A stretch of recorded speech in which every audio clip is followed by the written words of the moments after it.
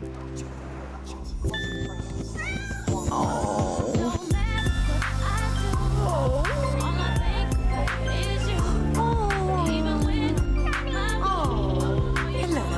your best phone life on the UK's fastest 5G network. 3.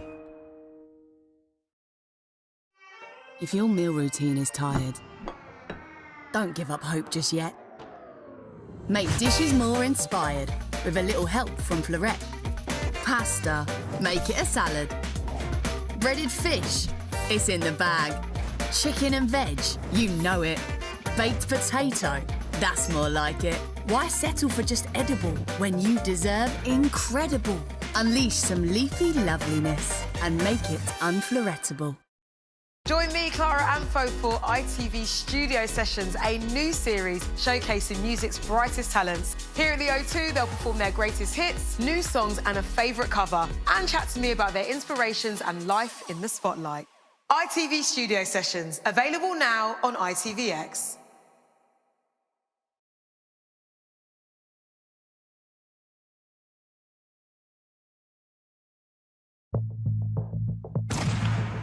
When a murder's committed, it's always a race against time, to find the truth, to separate fact from fiction, to catch the killer, and to make sure that justice is served. But what happens when the truth vanishes with the victim? I'm Dr. Richard Shepherd, and I've spent my entire career as a forensic pathologist, performing nearly 23,000 autopsies. I've learned that the dead don't hide the truth, and they never lie. Through me, you'll be hearing directly from the victim. With the aid of a state-of-the-art laboratory using groundbreaking technology, I'll be investigating a series of intriguing crimes, where, from the victims' bodies, I'll reveal to you the truth behind these murders.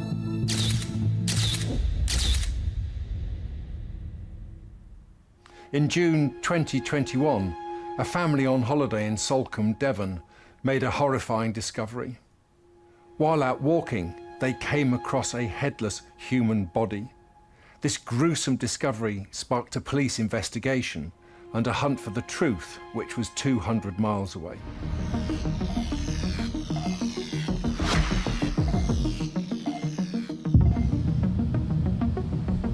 Salcombe is a very quiet seaside village. It's very picturesque, it's very beautiful, it's popular with holidaymakers.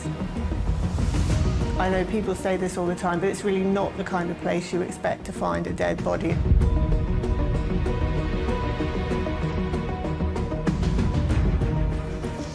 A family was out for a walk, and they were walking along a footpath, and they saw what they thought was a doll or a mannequin by the side of the footpath.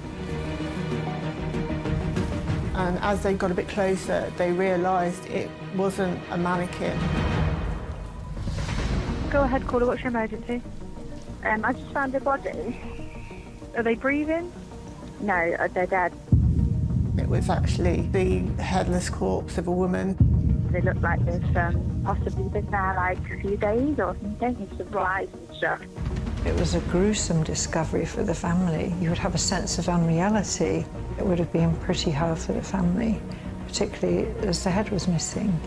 Devon and Cornwall police dashed straight to the scene. The police attended the area and an investigation commenced. The police initially treated the case as an unexplained death. Clearly, the discovery of a body in these circumstances has particularly distressing features about it. And I think really what would kick in is the officer's passion to find answers for the family of whoever that person may be as to how this situation arose. How did this person come to be here?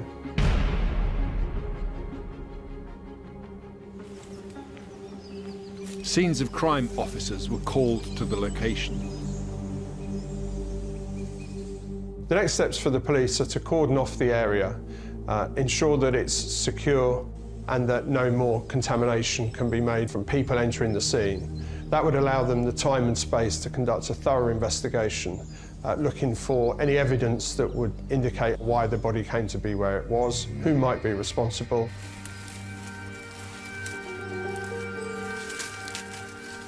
The person's body had no head. It was clearly being sort of decapitated somehow. So obviously this raises suspicions. It doesn't look like it's a sort of natural death on the face of it. So they began a fingertip search of the area to try and find out, firstly, if there's any clues, and secondly, to try to locate this person's head, which had become detached from the body. When looking for missing body parts, a specific strategy would be prepared and considered depending on the circumstances. In this case, the body was in a wooded area, and there wouldn't be any assumptions made as to whether the remaining parts would or wouldn't be local to the initial find. The parts of the body that were discovered would ultimately be removed from the scene to allow for a full forensic examination by a pathologist.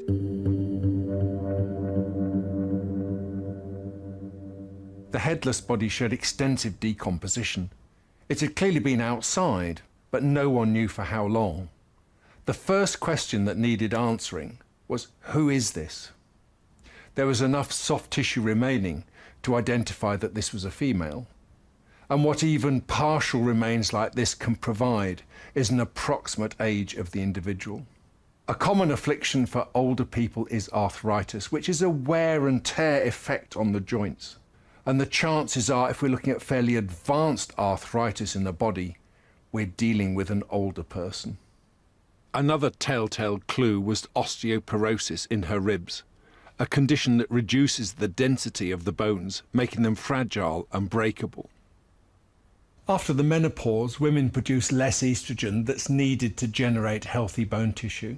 So this deterioration of the bones is a sign of older age. In this case, the post-mortem revealed that this was the body of an Asian woman who was likely to be in her 60s at the time of her death.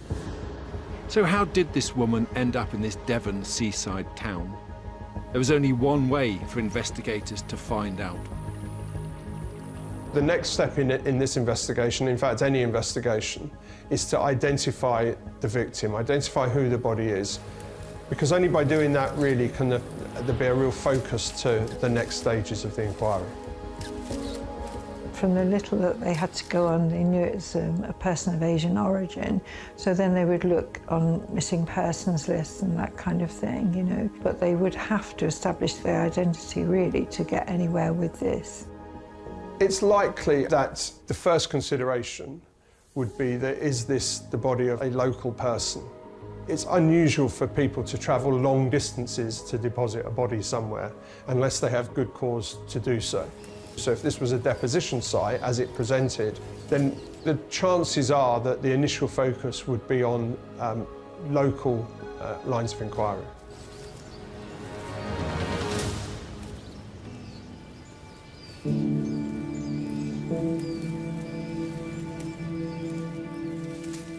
Clearly, the body hadn't been there for very long because it was out in the open. You could see the body from the road. So she would have been seen by someone if the body had been there for a long time. So you've got a fairly narrow window of opportunity for the body dump before it being found.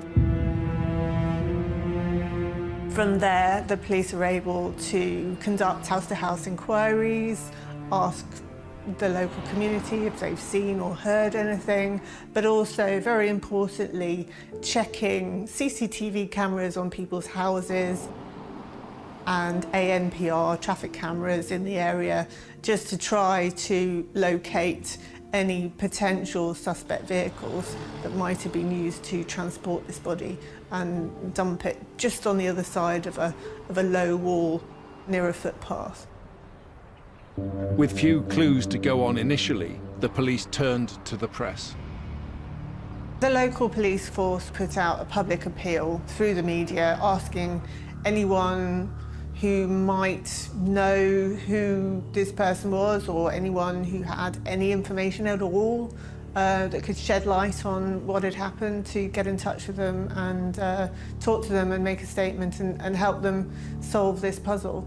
I think it would have been very worrying. You know, you've got an extremely concerned local community who are, you know, desperate for answers, and you have the pressure of the national media descending on this quiet community, also looking for answers. There would have been a degree of fear and shock because people just really don't expect something like that to happen in a sort of small, tight-knit community like that. It's like a horror story on their doorstep in this beautiful spot down in Devon, and where they have tourists, holidaymakers coming. So this is the last thing that you'd want. With a potential killer on the loose in the height of the holiday season, investigators needed a breakthrough. For people to sort of start looking at their neighbours and wondering, you know, it must have been a very sort of frightening, tense kind of time, because obviously until you know otherwise, the assumption is that this is a local crime, which would indicate that the perpetrator is also local. Every day, you know, this person wasn't identified. The pressure on the police is increasing, and also the concern and worry of the local community is going up. It was a complete mystery. Hi, can I help you? Maybe. I'd like to look at Dolce & Gabbana, Versace, Burberry, Ray-Ban, Purcell, Oakley, Costa, Michael Kors, and Ralph Lauren. What colors? Sunglass Hut. Find every shade of you.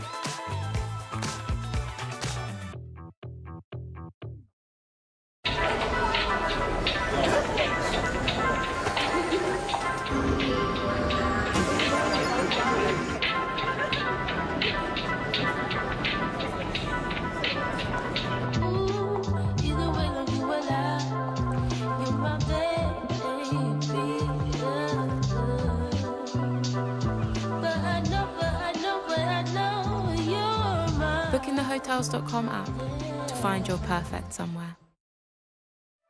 We're leaving now! Be good! We will! We've got Wi-Fi! I'm Agnes, and this is the Box of Shame podcast. Where's the ladle? Oh, seriously? It's been 15 seconds! Let them have their fun. Enjoy a full house, fully connected. Get Sky Broadband with speed and Wi-Fi guaranteed or money back. Is this for Gina? Trains, now on Uber. Get 10% credit back with every ticket. Great outdoor living now available in the UK. Tyne Maximal introduces high-quality verandas starting from £987. Discover your ideal outdoor room and take a tour in our virtual showroom. Any questions? You can contact us 365 days a year. Visit tynemaximal.co.uk.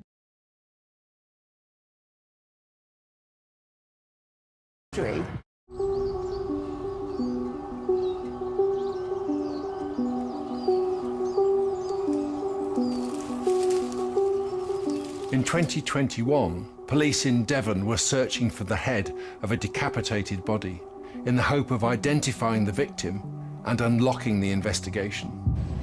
At this stage, all detectives knew was that the victim was in her 60s and she was of Asian origin. So a huge search was underway by Devon and Cornwall police in the surrounding woodland. They need to find the head, basically. It must have been quite a challenge for them. Identifying her would have been critically important in finding out what has happened and how she ended up there. So they've got a really big job on their hands. They obviously searched for several days. The window to find new leads from the wider public was also closing. As the holiday season progresses, people go back to their normal homes and it could become quite a disparate investigation then. That kind of transient population in terms of holidaymakers coming and going would be quite critical to start conducting house-to-house inquiries and local inquiries to ensure that you captured people who were there at the time. The fact that it was holiday season would place added pressure and priority in getting resources out in order to conduct those inquiries whilst people were still local.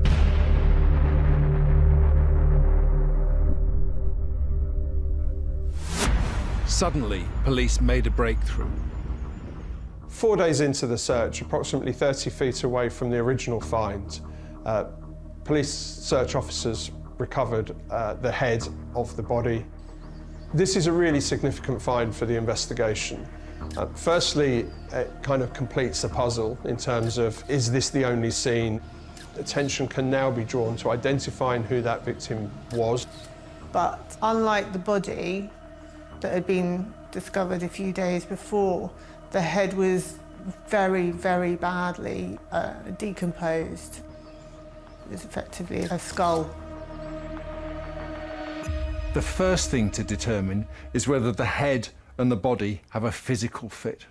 And in this case they did, showing that they'd come from the same person. The head was said to be defleshed, a bit like this.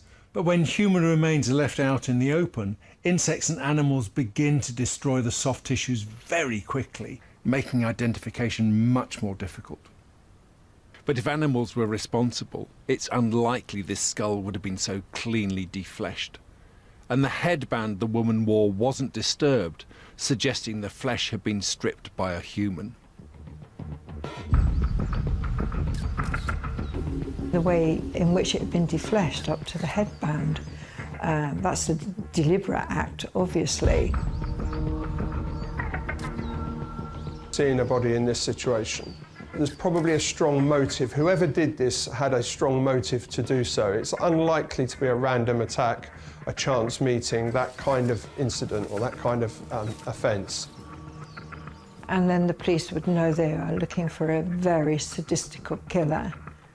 Very dangerous person, obviously. Detectives knew they had a murder investigation on their hands. DNA samples from the now complete body were compared to police missing persons records to identify their victim. DNA tests confirmed this was a 67-year-old woman, Mi Quen Chong, also known as Deborah Chong. Deborah Chong was born in Malaysia but had lived in the UK for many years. She was a retired lady. Deborah had been reported missing from home by a lodger from her home in Wembley in London. One of her lodgers had become concerned that he hadn't seen her. He did expect her to be at the house when he came back from work, and the fact that she wasn't there was not just out of character, it was extremely concerning for him. The lodger was, of course, immediately worried at what had happened to Deborah, and particularly when he saw her glasses on the side which he needed, and her mobile phone, which she always took with her. I know that he contacted people that were Deborah's friends, including someone that told that Deborah had gone to the seaside and she was feeling quite depressed. So hearing that Deborah, his landlady, but also his friends, had sort of taken herself off, which was extremely strange. Not only was it out of character for Deborah to go anywhere sort of beyond a street away from her house, it would be strange for anyone who wore glasses and had a mobile phone to leave the house to, you know, look down to Tesco's, let alone to go on a trip to the seaside without those two important items with them. So the Metropolitan Police would have primacy for the investigation of her as a missing person. Clearly the body had been found in Devon, and a real focus would be, how does Deborah go from being missing in London to being recovered in a decomposed and headless state in Devon, an area that she seemingly would have had no need or reason to visit. By now, Deborah's body was beginning to help police form a picture of what happened to her. But the cause of death was still inconclusive. A closer look at her torso revealed multiple broken ribs, But there's no evidence of bruising that would suggest these were caused by a weapon or a sustained attack. We know Deborah lived in the southeast, but her headless body was found in Devon. It's possible, if she was killed in London, that her body sustained these injuries whilst it was being moved by the killer. Detectives needed to know more about Deborah and the life she lived. They need to find out all about her life. That's how you find a killer. So they've got to look where she's from, what her circumstances are. Deborah Chong first came to Britain as a student. She was on a student visa and she went to study at Huddersfield Technical College. And it was while she was studying there that she met her husband, and they settled down together. And, you know, by all accounts, had a very happy and loving marriage. But unfortunately, he died a few years before Deborah, and she was hit very hard by the grief of losing him, and it affected her health. And then in 2021, her sister died. This had believed to have triggered a decline in her mental health. Deborah was vulnerable. Deborah had schizophrenia and she was on medication for that. Perhaps because of the problems and the suffering that she'd gone through, she was very kind-hearted towards others and wanted to help people, especially people who were struggling for one reason or another. And if she could help them, either financially or in terms of support, then she certainly did. And there's several examples of how she took people in, gave them a roof over their heads, didn't ask for rent, and really made it her mission to look after others. Deborah was a devout Christian and was known to be very generous, generous with her money, supporting homeless charities, homeless people. And that vulnerability is something that perhaps got preyed upon at times. As detectives dug deeper into Deborah's past, one name kept coming up. 36-year-old osteopath Gemma Mitchell, who Deborah befriended at her church. Deborah befriends different people at the church, but particularly Gemma. Gemma's a lot younger, you know, she could be her daughter in age. Also really a devout Christian, and they seem quite close for a good while. Gemma Mitchell came to the attention of investigators as someone who had been in regular and recent contact with Deborah. And they had started to spend increasing amounts of time together. We know quite a bit about Mitchell. She studied osteopathy, and then she set up her own practice. After many years away in Australia, she moved in to the family home with her mother. It was a huge family house, and it had been in the family for many generations, but over time it had become rather dilapidated and it was in dire need of renovation. It needed hundreds of thousands of pounds spending on it just to sort of make it habitable again. This sorry state of affairs dated back to 2016, when Mitchell's mother instructed a firm of builders to do the work and paid them her entire life savings. The first builders she paid £135,000 to, but that builder then went bust. So Gemma Mitchell took over managing the project, and Mitchell found another firm of builders, and she gave them £100,000 and had promised more, but the money never materialised. As a result, the second builder left the site, and this left the house in a state of disrepair with the no roof and a tarpaulin cover. Having this project sort of half done had put Mitchell in a terrible situation, and I think she felt responsible as well, having promised her mother that she could do this project and could be trusted with it, and everything was just going horribly wrong. And by this point, I think she was getting really quite desperate. And she knows that Deborah has money, and so she asks her if she'll loan her some. And Deborah, being a very kind lady, agrees to that. Deborah agreed to give Gemma a massive £200,000 loan. Deborah initially offered to support her on the condition that the house would be used for Christian worship. Because Mitchell was so desperate, you know, she accepted all the terms and was just keen to get moving and prove to her mother that she could actually do this. But Deborah Chong soon had a change of heart.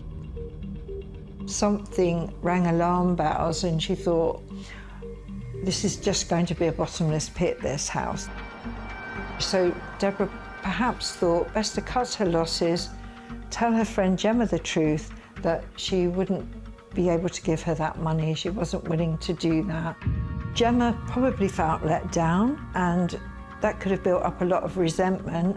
Things seemed to go from bad to worse. She was extremely angry.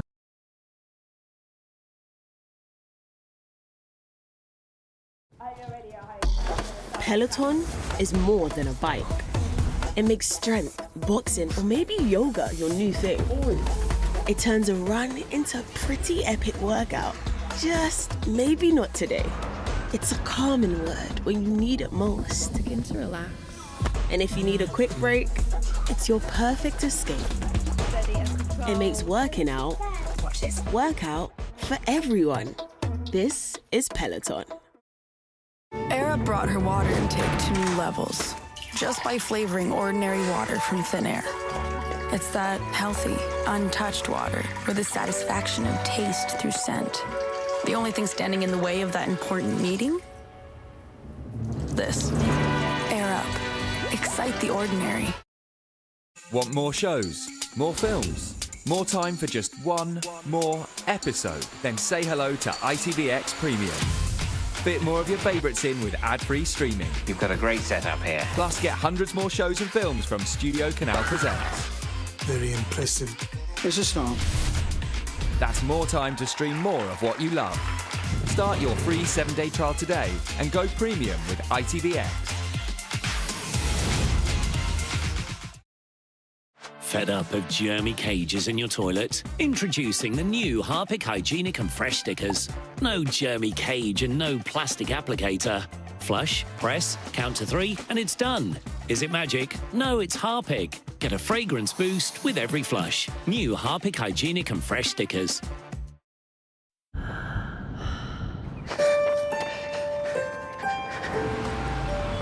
Sweat and tears. Vital parts of life. Sweat cools us down when things get heated. And tears free our feelings into the world. So for the twists and turns of life, don't just hydrate your body. Hydrate your mind.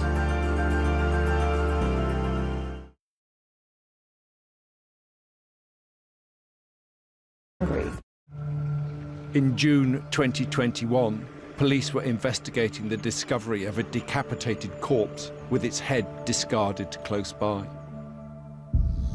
It had been brought 200 miles from the victim's home in London and dumped in woodland in Salcombe in Devon. 67-year-old Deborah Chong's decapitated body was about to reveal more secrets about her gruesome murder. Having the head recovered was very important because so far, apart from the obvious decapitation, there was no clear sign of violence that might be a cause of death. Having the complete body means that a pathologist can do a proper post-mortem and look for possible injuries.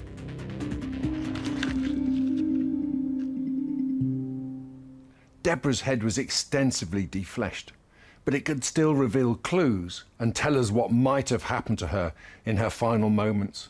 The skull showed a fracture above the eye socket. Now, the bone here is about 1 centimetre thick, and a fracture of this part of the skull indicates major blunt force trauma associated with the use of a weapon. But no weapon was ever recovered. Would this blow have been enough to kill Deborah before she was decapitated? The findings from the pathologist lend an investigation to look for somebody with a strong motive, and that's more likely to be someone that's known to the victim than somebody who's not known.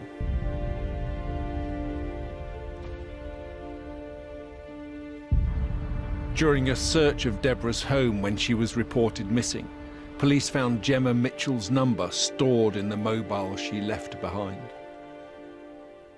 Whilst Deborah's disappearance was being investigated by a local missing person unit, officers on that team had conducted inquiries that had led them to contact Mitchell to ask if she knew anything about Deborah's disappearance. And she does, in fact, reach out to the missing person inquiry and say that she will come and talk to them about what's happened.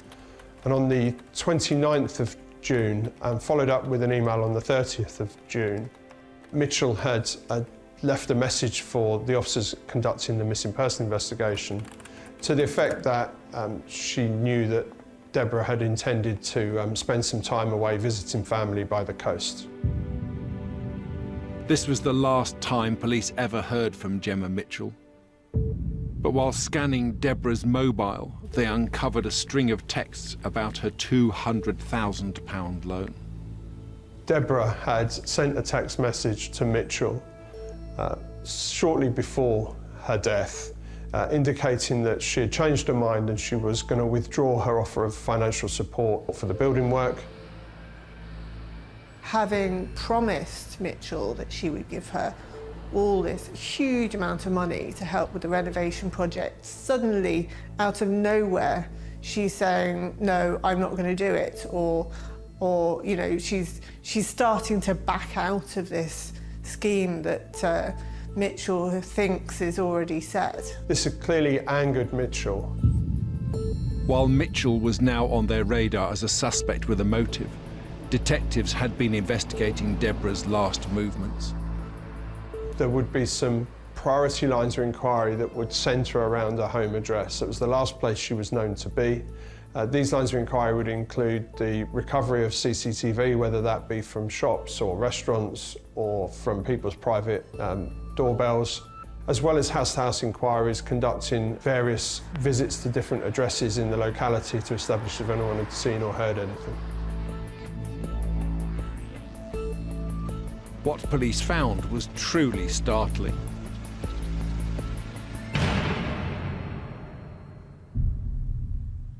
CCTV cameras around Deborah's home revealed that Mitchell had visited the house on the last day that Deborah was known to be alive.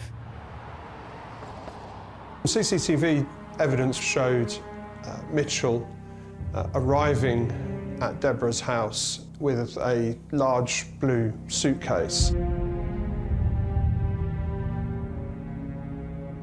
The suitcase appeared to be quite light and easy to manoeuvre and probably empty when she arrived. Some 4 or 5 hours later, the same CCTV captured Mitchell walking away from the address. And was seen lugging an extremely heavy suitcase behind her. In fact, she was carrying 2 suitcases, but one was extremely heavy, and it was so heavy she was really struggling to pull it along the street. Detectives came to one conclusion. It was Deborah Chong's body being carried in that suitcase. She was wheeling the suitcase around town for at least 2 hours, which shows up on CCTV. Clearly, she was panicking, trying to get a taxi to pick up this suitcase with poor Deborah in it. It's quite an unusual way to carry something out, and shows that she wasn't fazed at all, not fazed by what she intended to do. Mitchell seemingly went off the radar until 2 weeks later.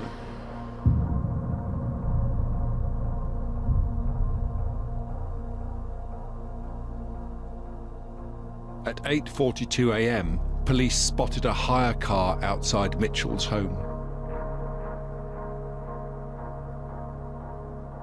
Mitchell was then seen loading the heavy suitcase into the boot.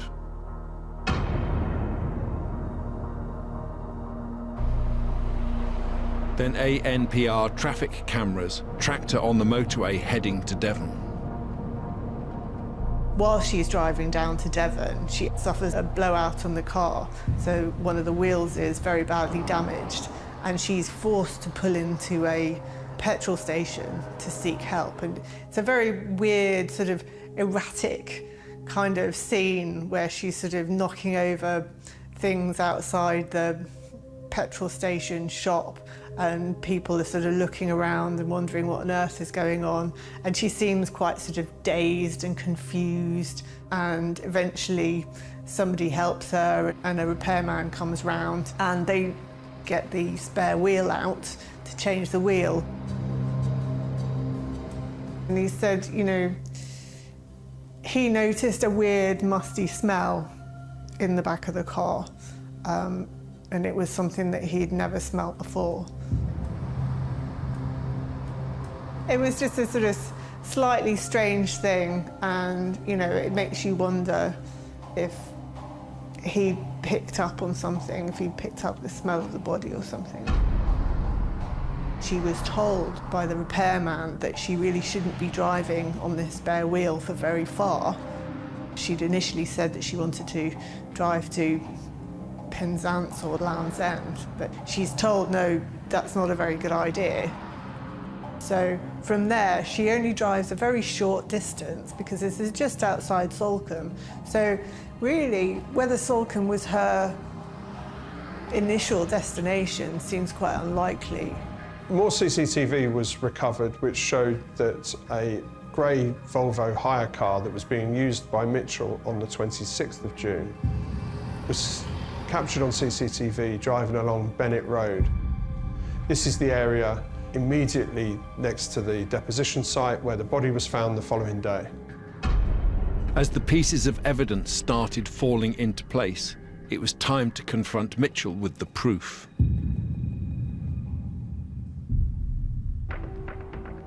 The police moved quite quickly.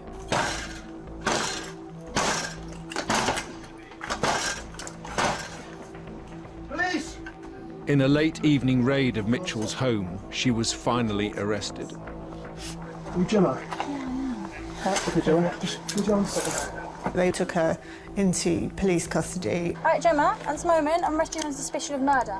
Okay, you don't have to say anything, but you may have a defence. Do not mention one question, something which you later rely in court. Anything you do say may be given evidence, okay? They raid her property and seize any items that they thought might be key evidence in the case. In a search of Mitchell's house, police uncovered a whole load of financial documents belonging to Deborah. Firstly, there was a will that had been written out in Mitchell's favour, which they examined and discovered was a complete fake. It gave all Deborah's property, pretty much in its entirety, to Mitchell. So that's extremely suspicious in itself, and I think the value of Deborah's home was around about £700,000. So it's a not inconsiderable amount of money that Mitchell could have claimed. Some other items that were recovered during the search were a phone and a passport that had belonged to Mitchell's next-door neighbour who had passed away in the months prior to this incident. The phone, it was established, had been reactivated and had been used by Mitchell to phone and arrange and order the hire car. And it's believed that the signature on the passport is what had been copied and used as a witness signature on the forged will.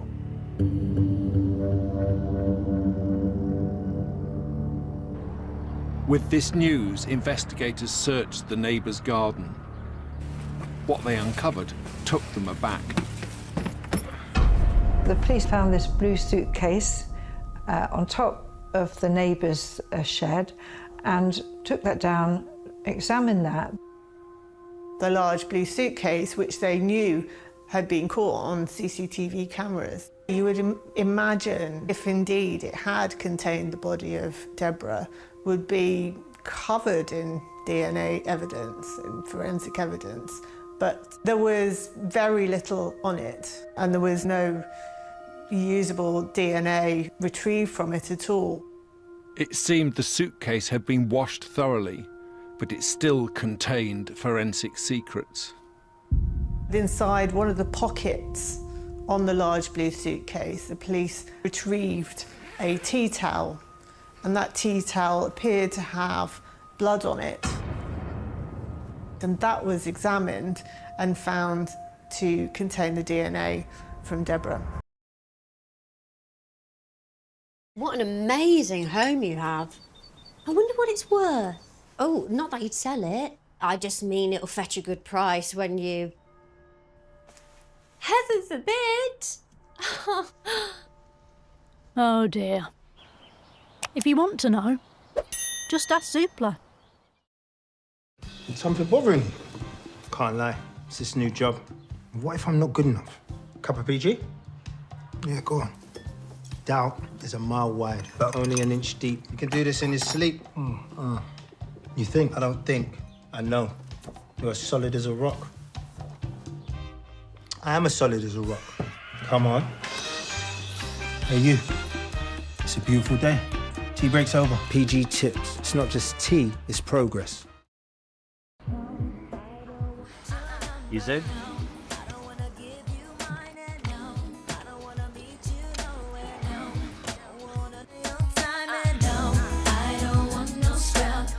I know you love their classic, but I'm all about Yazoo's new thick and creamy. Look at it. Oh. Yazoo, shake it up.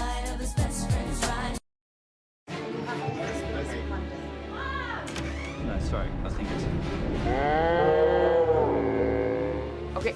Oh, Dad, can you come When here? everyone's home, EE Work Mode prioritizes your broadband for working from home. This is EE Broadband, with faster speeds in more places than anyone else. This is broadband made for working from home. Search EE Broadband, powered by BT. There's over a century of Chinese wisdom in every pot of Tiger Balm. Its unique blend of active herbal ingredients is used across the world to provide effective relief from pain when you need it most. Trust Tiger Balm to work where it hurts. For tension headaches, try Tiger Balm White.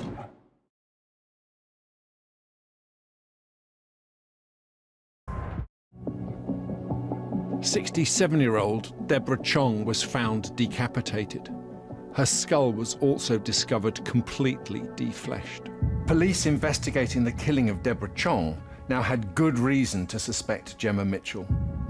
CCTV showed the devout Christian Mitchell leaving Deborah's home with a heavy suitcase that police suspected carried her body.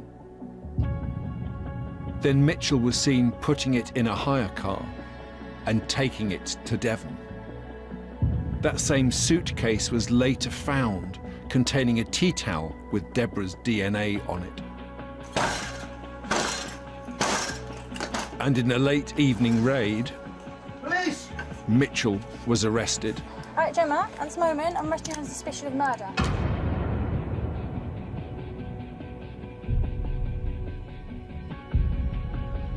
Now in police custody, Gemma Mitchell was charged with the murder of Deborah Chong. And in a twist of fate, Deborah's decapitated head was about to reveal another truth about her murder. The post-mortem showed that Deborah's neck was not complete. Two upper vertebrae, the atlas and the axis, were missing, and these are crucial for movement of the head.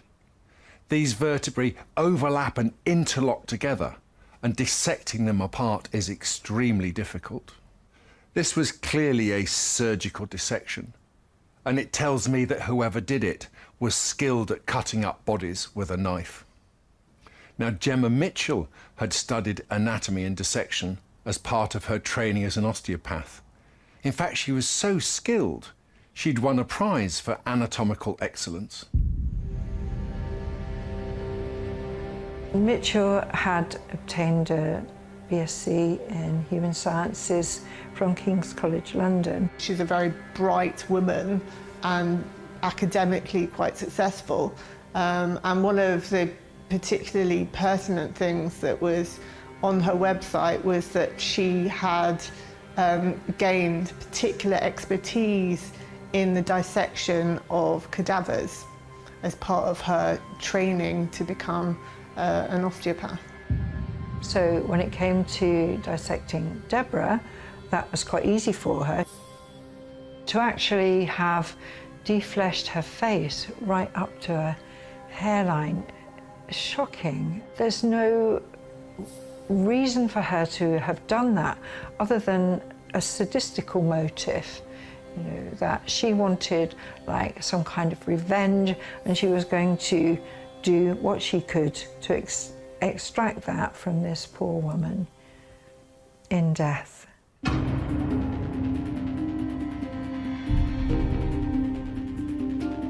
At London's Old Bailey, the trial of Gemma Mitchell began. She pleaded not guilty to Deborah's killing. There was a lot of media attention. It was quite a full courtroom and the case had been quite intensively covered by the media throughout. And she gave the impression of someone who looked quite sort of reasonable. There was no indication from her that she was some sort of depraved killer or anything like that. She just appeared to be a perfectly normal woman. Her mother, who had supported her throughout, was in court and sat in the public gallery and would occasionally sort of wave and blow her kisses, and, you know, she was cheerleading from the public gallery. Deborah's relatives were also kept up to date on the trial. Deborah's family, who lived in Malaysia, were given permission by the judge to follow the trial from afar, and they were given a video link so that they could watch the court proceedings. It was quite an unusual thing to do, but also quite a sort of sensitive decision by the judge to allow them to be able to follow everything and really understand what had happened to Deborah. Mitchell continued with a position really that she had adopted throughout the whole investigation, in one of refusing to cooperate. She'd already answered no comment to questions that the police investigation had put to her, and during the trial she refused to take the stand to give evidence in her own defence. The court heard about Mitchell and Deborah's disagreement over her £200,000 loan. What emerged in court is that in the weeks prior to Deborah's disappearance and her death, she'd withdrawn her offer of financial support to Mitchell.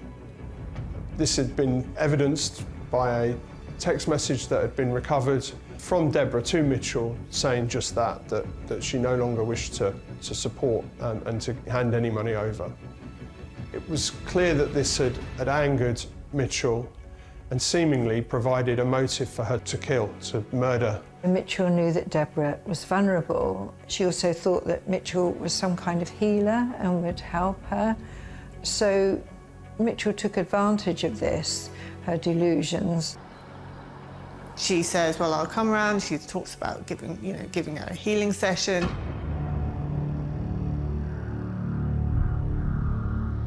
Mitchell had clearly made her mind up before she even went round to Deborah's house that she was going to kill her.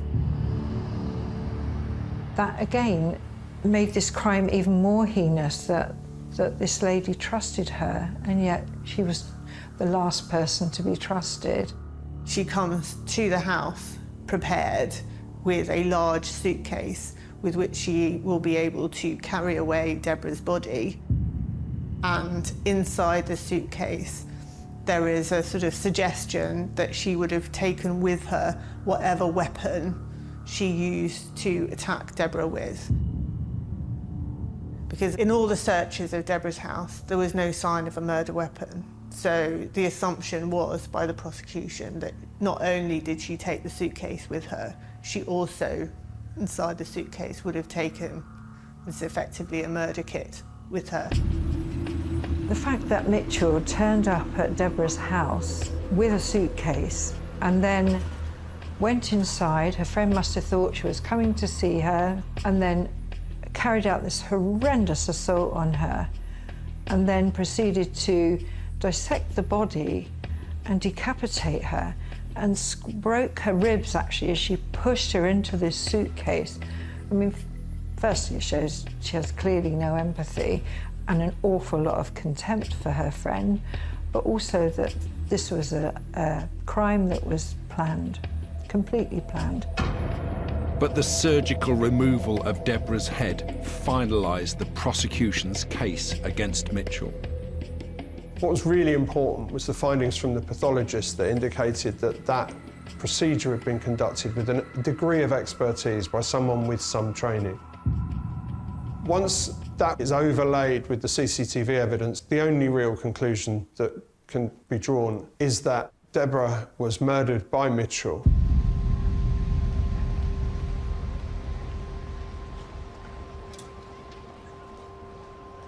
The jury was only out for about 7 hours before they came back with a unanimous guilty verdict.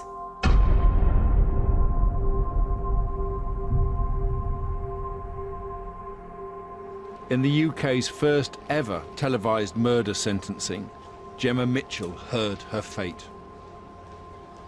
You have shown absolutely no remorse, and it appears that you are in complete denial as to what you did. The sentence of the court is one of life imprisonment, and the minimum term of imprisonment that you will in any event be required to serve will be 34 years. So that would mean that Mitchell would be in prison, you know, well into her old age, and she might even die in prison. The judge found that it was a particularly shocking case, particularly considering the religious beliefs of Mitchell. Would you please take the defendant downstairs?